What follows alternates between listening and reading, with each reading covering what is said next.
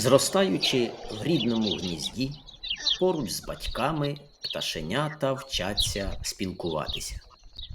Це їм згодиться в майбутньому для створення власної сім'ї.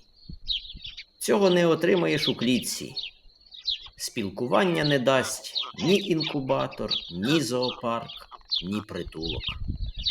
Тому так важливо, щоб лелечата та й інші пташенята зростали у природі.